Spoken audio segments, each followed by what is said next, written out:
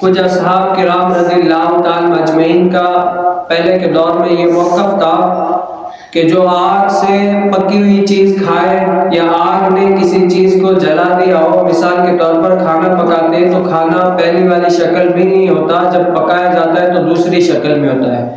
اسی طریقہ اہل علم اور صحابہ کرام رضی اللہ تعالیٰ مجمعین کچھ ایسے تھے جن کا یہ موقف تھا کہ اگر کسی چیز کو آگ جلا دے، آگ نے اس کی شکل پھیر دی ہو اور کر دی ہو، یا مثال کے طور پر آگ نے گرم کیا، اس کے بعد اگر بندہ باوضو تھا تو اگر وہ چیز کھا لی تو اب کیا ہے، اس پر وضو کرنا لازمی ہو گیا۔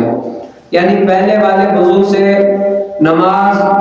اور اسی طرح قرآن کریم فرقان حمید یا ہر وہ عبادت جو وضو کے ساتھ کرنا مشروع ہے وہ کیا ہے، کر نہیں سکتا جب تک وہ نئے سرے سے وضو نہ کر لے۔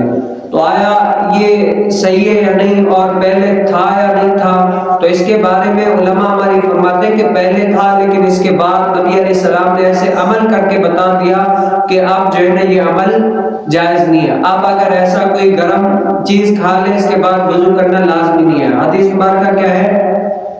حضرت میمونہ رضی اللہ تعالیٰ عنہ سے روایت ہے کہ نبی کریم صلی اللہ علیہ وسلم کے پاس نہ بکری کا شانہ لایا گیا اور نبی علیہ السلام نے بکری کا شانہ کھایا۔ پھر نبی کریم صلی اللہ علیہ وسلم نے کیا فرمایا، جب بکری کا شانہ کھایا، ظاہر سی بات ہے جب بکری بن کر تیار ہو کر آتی ہے تو پہلے والی شکل نہیں ہوتی، دوسری تبدیل ہو جاتی ہے۔ تو نبی علیہ السلام کی بارگاہ میں جب آیا تو حضور علیہ السلام نے کیا کیا، وہ سالن یا وہ گوشت کھایا، اور کھانے کے بعد حضور علیہ السلام نے کیا کیا، نماز پڑھنے کے لیے چلے گئے۔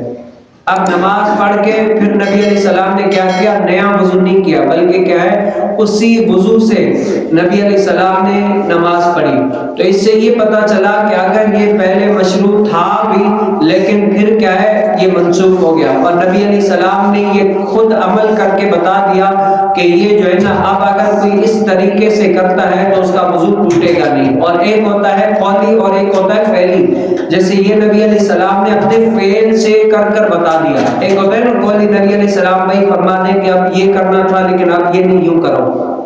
تو نبی علیہ السلام نے یہ منع فرما دیا۔ اب یہ حضور علیہ السلام کی فعلی حدیث مبارکہ ہے جس میں نبی علیہ السلام نے خود عمل کر کے بتایا، اور اس طریقے سے اور بھی بہت ساری احادیث مبارکہ ہیں جو نبی علیہ السلام نے ایسے عمل کر کے بتا دیا کہ حضور علیہ السلام نے بتا دیا کہ آپ کیا کریں، اب اگر اس طریقے سے کوئی کرتا ہے تو اس کا وضو ٹوٹے گا نہیں۔ تو اللہ تعالیٰ سے دعا ہے کہ ہمیں نبی علیہ السلام کے ہر فرمان پر عمل پیرا ہونے کی توفیق نصیب فرمائے۔